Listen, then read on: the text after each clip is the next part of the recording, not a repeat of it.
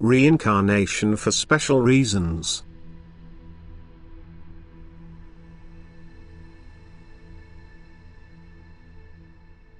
Every once fallen original spirit must attain perfection of its own free will.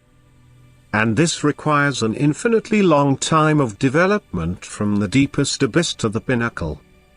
This process of development needs my constant help, since the entity has no strength whatsoever and is so weak at first that my strength must be of assistance in order to make this higher development possible. I always had to convey sufficient strength to the fallen beings so that they were able to accomplish the task allocated to them. They had to be able to fulfill a helpful activity, and thus the development of the spiritual substance is irrevocably progressed. Time and again I have explained to you the reason why this helpful activity had to be performed and that it required an incredibly long period of time until the fallen original entity was allowed to embody itself as a human being. However, in this final human stage the original entity has free will, which can achieve the final perfection but also cause a renewed fall into the abyss. Thus free will can strive to achieve the complete release from the form, in which case the human being will also receive the strength to accomplish the work of attaining perfection. Then he will enter into eternity as a fully enlightened spirit. He will come into my kingdom of light and beatitude and continue to progress evermore, because the degree of perfection knows no limitation, since the striving for me will never end and yet is incredibly blissful. If the human being fails his final test of will on earth, his earthly existence will nevertheless come to an end when his body dies. He will enter the kingdom of the beyond but not be admitted into the spheres of light. He will remain in darkness or in twilight, depending on the soul's degree of maturity, but always corresponding to the way of life the human being had lived on earth. And thus the soul will have to accept the consequences. It cannot be granted beatitude because the law of eternal order also demands justice. Souls which completely lack light usually still move within the spheres of earth, often they are still earthbound, so that they cling to people and try to make them behave according to their will and their attitudes, and thereby frequently push the real essence of the person, his soul, into the background. Thus they take possession of the body and then effectively live a second life on earth without being entitled to it. And the actual soul of the person is not strong enough to prevail and expel this evil spirit.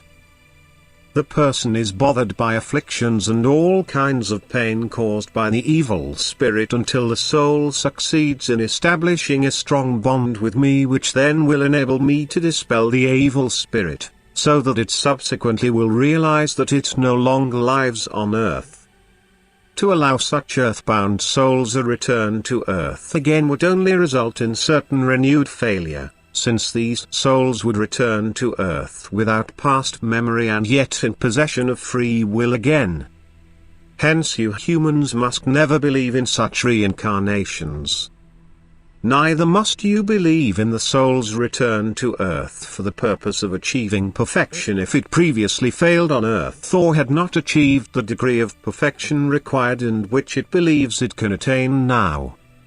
Consider that I place an unlimited measure of grace at your disposal.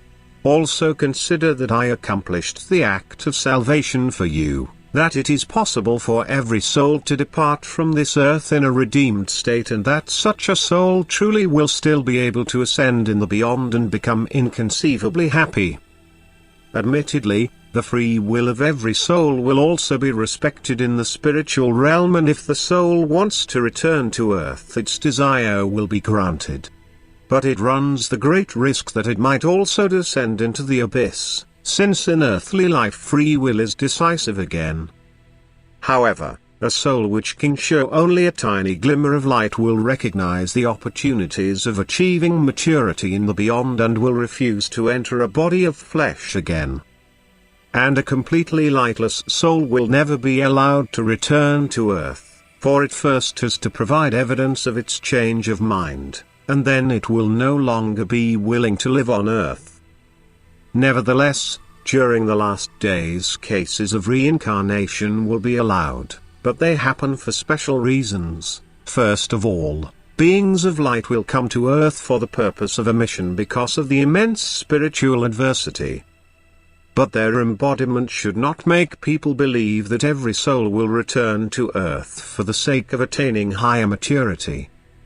Yet some souls also exist which, once a tiny glimmer of realization dawns on them, recognize their immense sin they had burdened themselves with during their life on earth.